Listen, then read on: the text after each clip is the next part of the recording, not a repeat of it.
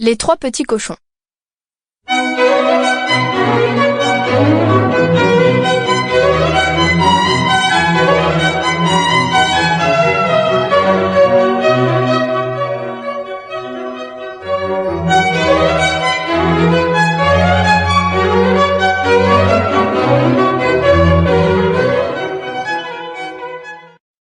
Il était une fois trois petits cochons qui vivaient avec leur maman dans une petite maison.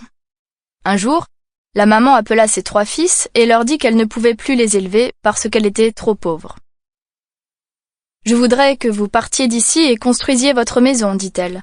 Mais prenez garde qu'elle soit bien solide pour que le grand méchant loup ne puisse entrer et vous manger. » La maman embrassa ses trois petits cochons et leur dit au revoir, les larmes aux yeux. Ils s'en allèrent de chez eux construire leur maison.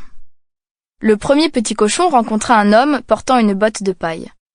« Puis-je avoir un peu de paille pour construire ma maison ?» demanda le petit cochon. Et l'homme lui donna de la paille.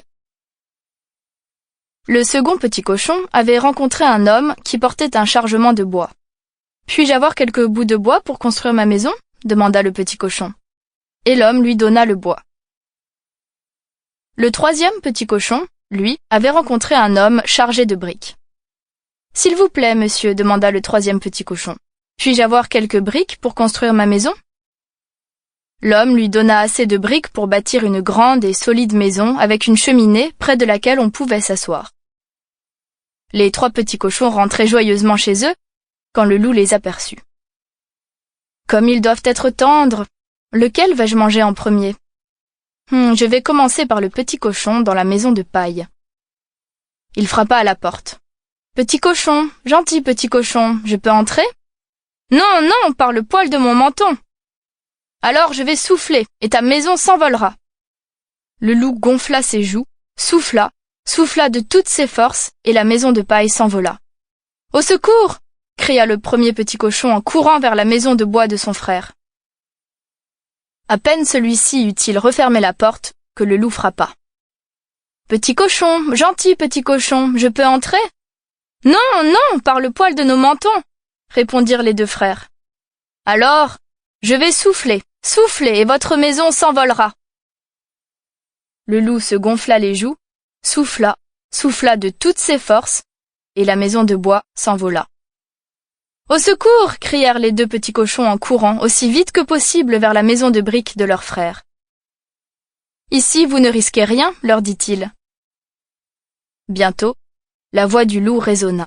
« Petit cochon, gentil petit cochon, je peux entrer ? » « Non, non, par le poil de nos mentons. »« Alors vous allez voir, hurla le loup. Je vais souffler sur votre maison et je vais la démolir. » Il prit alors sa plus profonde respiration et souffla comme un fou.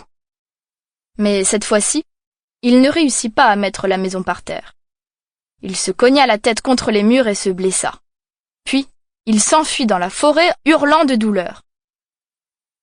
Cela rendit le loup fou furieux. Il était si furieux qu'il en devint tout bleu. « Il faut absolument que j'attrape ces cochons, » se disait-il. Quelques jours plus tard, les petits cochons virent le loup arriver avec une grande échelle. « J'aurais dû y penser plus tôt, » dit-il en l'appuyant contre le mur de la maison pour atteindre la cheminée. Pendant ce temps, le troisième petit cochon, qui était très rusé, alluma un grand feu dans la cheminée et y posa un chaudron rempli d'eau. Quand le loup descendit dans la cheminée, il tomba tout droit dedans. Il poussa un hurlement qu'on entendit à des kilomètres à la ronde et repartit comme il était venu, par la cheminée. On n'entendit plus jamais parler de lui.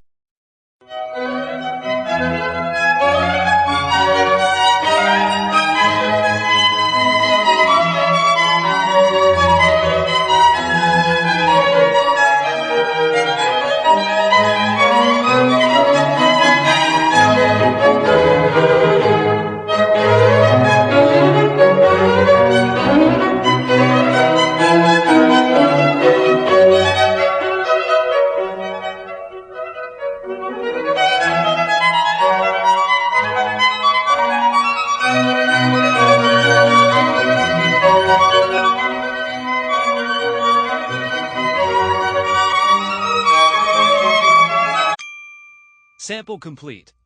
Ready to continue?